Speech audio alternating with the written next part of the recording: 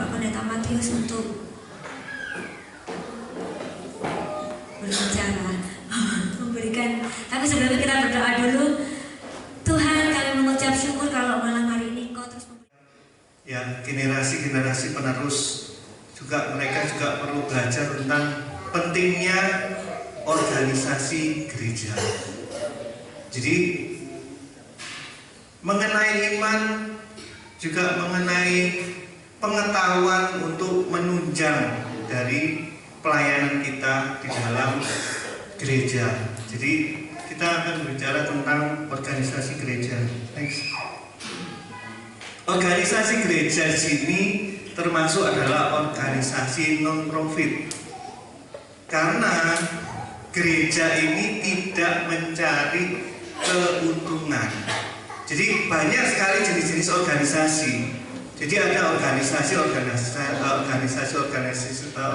yang lain, dan organisasi gereja itu termasuk adalah organisasi non-profit. Jadi kalau gereja mencari profit, itu sudah keluar dari asas gereja itu sendiri. Karena gereja itu adalah bersifat tentang melayani. Karena gereja itu melayani, jadi dia termasuk di dalam organisasi non-profit. Organisasi gereja dalam lingkup yang luas itu bisa dibilang sinode. Jadi organisasi gereja itu ada lingkup yang kecil dan lingkup yang besar.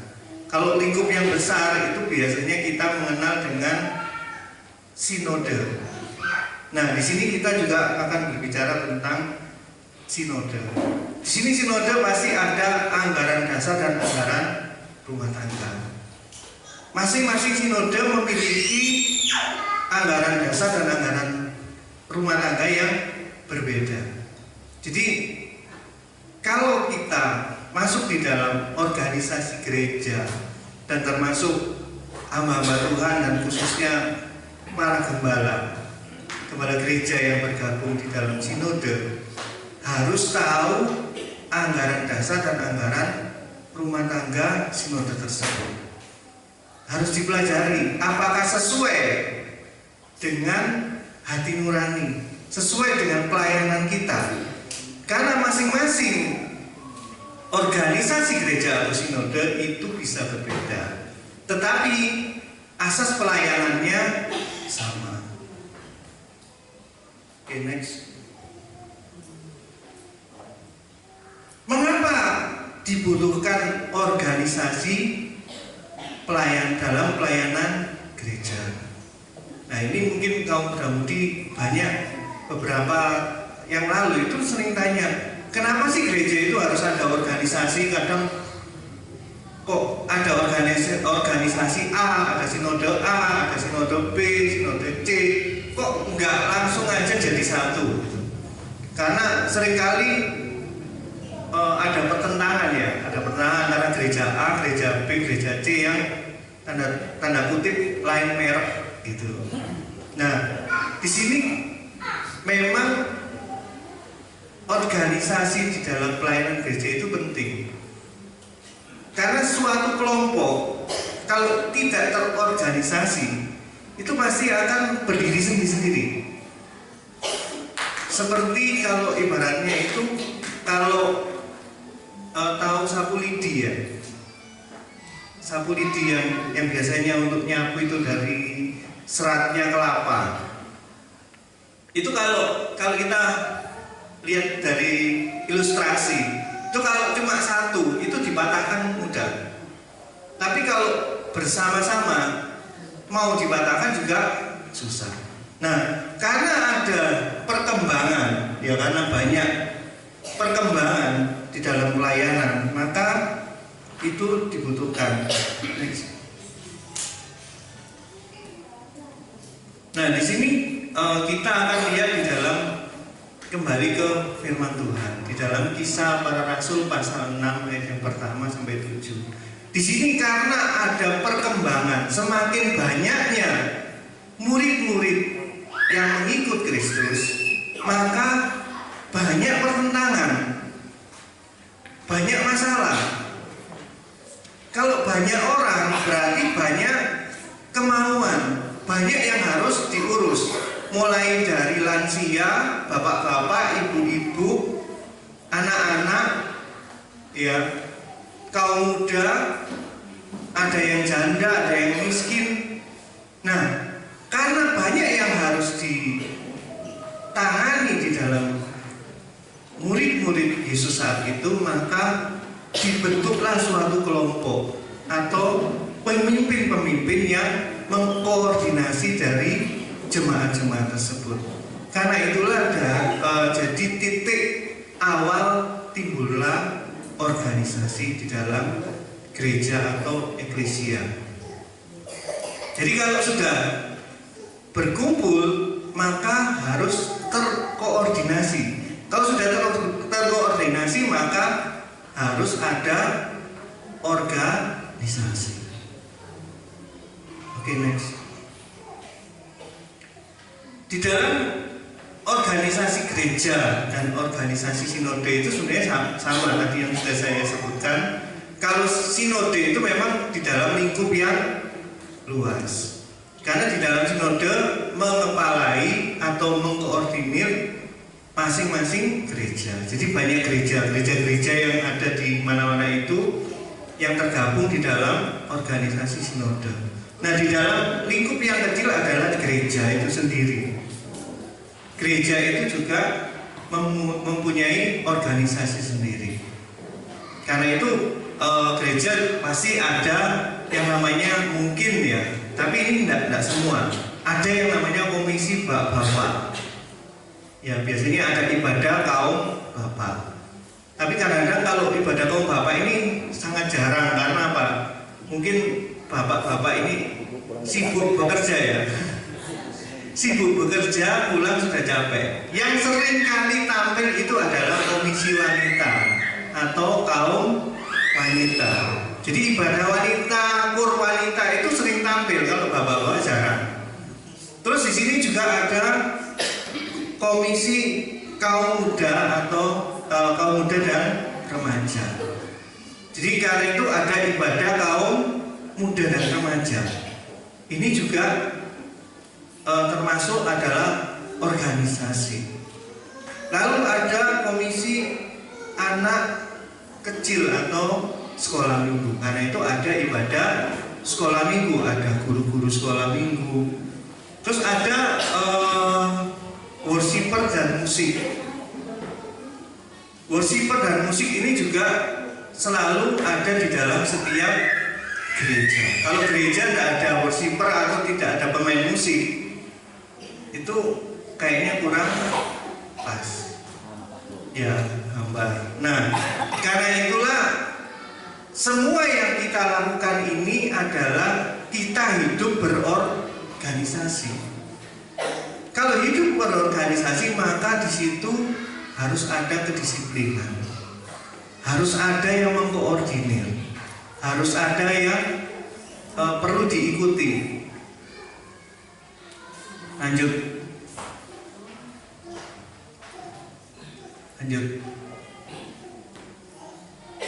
Di sini adalah kegunaan organisasi. Saya akan kembali lagi ke organisasi gereja yang dalam lingkup besar, yaitu sinode. Kegunaannya adalah sebagai payung hukum. Setiap gereja di dalam perkembangan zaman yang modern saat ini, khususnya di Indonesia, itu setiap ibadah, setiap persekutuan, atau bahkan setiap pendirian gereja itu harus ada izin. Kalau tidak ada izin maka akan ada pihak-pihak yang mungkin di luar sana yang menjadi batu sandungan bagi kita. Nah, karena itulah organisasi gereja dalam lingkup yang besar yang saya sebut sebagai sinode itu sebagai payung hukum. Karena apa? Kalau setiap persekutuan pasti harus tahu ini dari gereja mana. Kebanyakan kalau kita pilih yang umumnya, itu adalah persekutuan Ekumene. Ya, jadi gabungan dari jemaat-jemaat gereja. Tapi itu tetap pasti harus ada yang megang. Pusatnya itu dari gereja mana? Itu ikut dari gembala atau pendeta yang melayani. Nah, disinilah izin dari gereja tersebut itu dibutuhkan dari sinode. Karena apa? Karena yang berhubungan dengan Dirjen Bimas Kristen itu adalah sinode, bukan langsung gereja, tapi sinode di dalam Departemen Agama. Nah, ini Pak Yunus nanti dijelaskan sama Pak Yunus. Yang kedua adalah menunjang kegiatan gereja dan jemaat melalui surat menyurat. Kalau melalui surat menyurat misalnya ada pernikahan, ada baptisan, ada kematian. Kalau kematian yang ngurus gereja, ya kan? Jadi organisasi gereja itu juga nanti ada yang ngurus tentang kematian. Biasanya kalau gereja itu ada yang namanya uang kematian ya. Mungkin ada yang dijalankan, mungkin ada yang tidak. Untuk mengurus peti matinya, untuk pemakamannya, untuk perkawinannya. Nah, kalau pernikahan ini otomatis kalau masuk di catatan sipil, kalau tidak ada surat daripada gereja, tidak bisa. Harus ada surat dari gereja mengenai apa? Pemberkatan pernikahan yang kudus. Baru catatan sipil itu bisa mengeluarkan surat. Lalu baptisan, bagaimana bisa menikah kalau belum dibaptis? Karena itulah butuh surat menyurat. Nah, surat menyurat inilah, karena itulah butuh organisasi. Yang kedua, yang berikutnya adalah untuk pentabisan hamba-hamba Tuhan. Setiap pendeta itu pasti harus punya organisasi. Pendeta itu dinaungi dari organisasi mana? Tidak ada tiba-tiba orang itu mengaku bahwa saya seorang pendeta, tapi tidak tahu dari sinode yang mana. Itu tidak diakui. Kalau khususnya di Indonesia itu tidak diakui. Karena apa? Tidak terdaftar di dalam Dirjen. Nah, kalau tidak terdaftar dalam Dirjen karena tidak dilaporkan oleh sinode, maka juga tidak diakui oleh Bimas Kristen daerah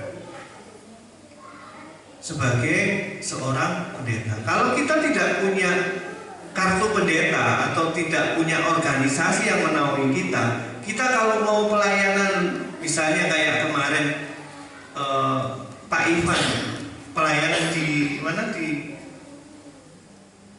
di lapas misalnya, di lapas ya. Nah, kalau pelayanan di lapas otomatis kan harus tahu, harus nunjukin juga dari organisasi yang mana. Kita juga pelayanan di mana-mana pun juga harus tahu jemaatnya dilayani oleh pendeta dari gereja mana, dari organisasi mana. Yang berikutnya adalah mengkoordinasi wilayah pelayanan gereja. Kalau kita punya organisasi, otomatis dengan berkembangnya pelayanan gereja, maka bisa juga dalam satu desa ya, atau satu dusun itu bisa ada 1 atau 2 atau 3 gereja, atau bahkan mungkin 4 persekutuan doa. Nah, hal-hal ini juga bisa menjadi batu sandungan bagi pelayanan gereja. Nah, karena itulah butuh organisasi untuk mengkoordinasi untuk pelayanan-pelayanan di dalam gereja. Jadi wilayah-wilayahnya, misalnya kalau di dalam kecamatan A gitu ya. Kecamatan A ini sudah ada 2 gereja di dalam organisasi yang sama. Nah, otomatis kalau mau buka baru lagi nanti repot. Jadi harus lebih baik membantu yang sudah ada. Next.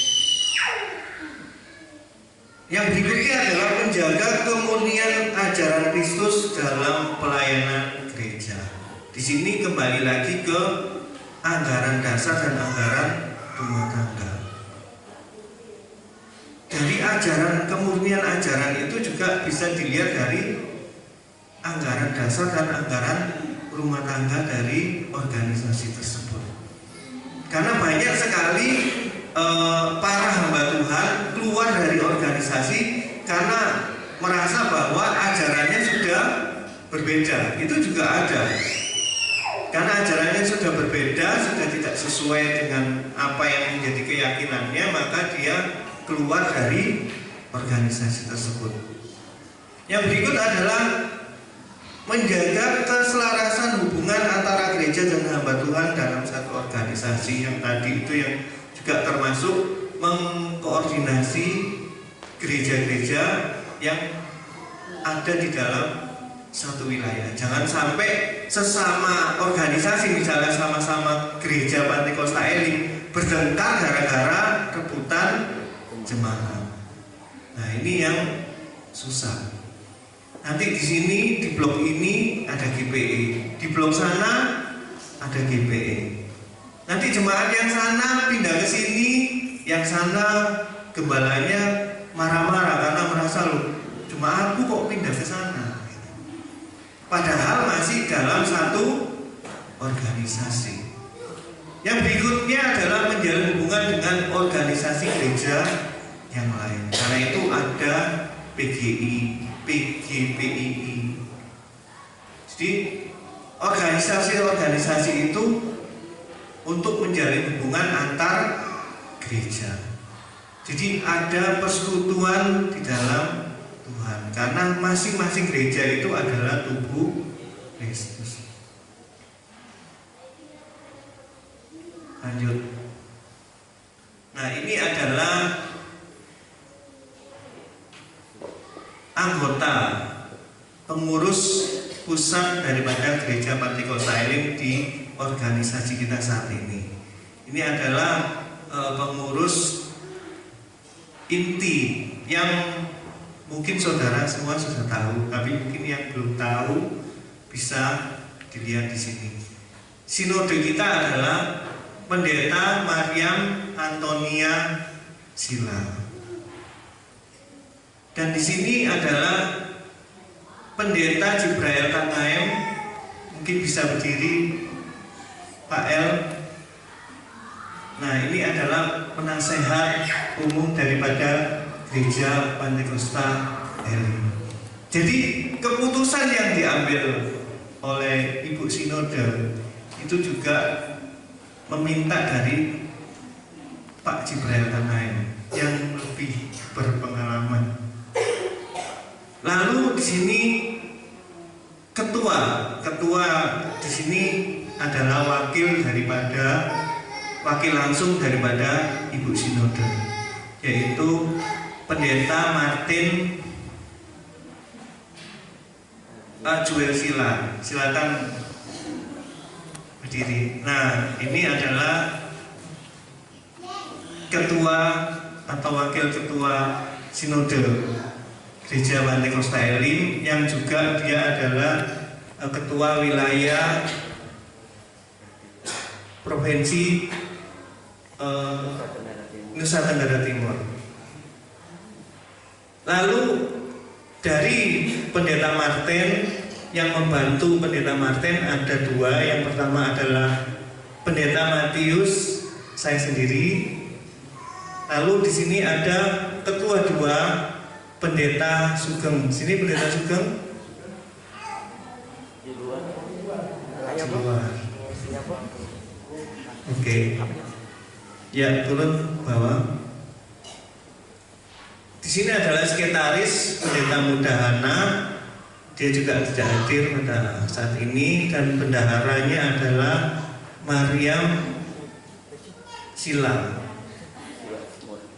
Ya, ini adalah pengurus inti daripada gereja Pantekosta Elim. Jadi saudara kalau butuh sesuatu, butuh surat menyurat, butuh kartu pendeta yang mungkin sudah banyak yang expired.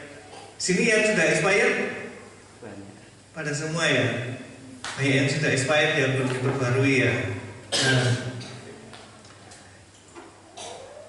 tapi kembali lagi kita harus berorganisasi. Maka kalau organisasi itu ada yang namanya ketua wilayah. Ya, sementara ini kalau kita ketua wilayah itu ada di NTT dari Bapak Pendeta Martin Sila, terus dari DKI Jabodetabek yaitu Pendeta Heri. Ya, jadi pendeta-pendeta yang ada di dalam wilayah tersebut itu harus melaporkan keberadaannya atau pelayanannya di dalam ketua wilayah. Jangan sampai ketua wilayah ini tidak mengetahui keberadaan dari hamba-hamba Tuhan.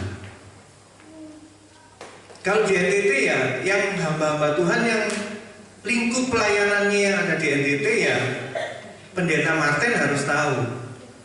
Kalau sampai saudara tidak tahu ketua wilayahnya siapa, nah ini yang perlu dipertanyakan. Berarti kita gagal dalam berorganisasi.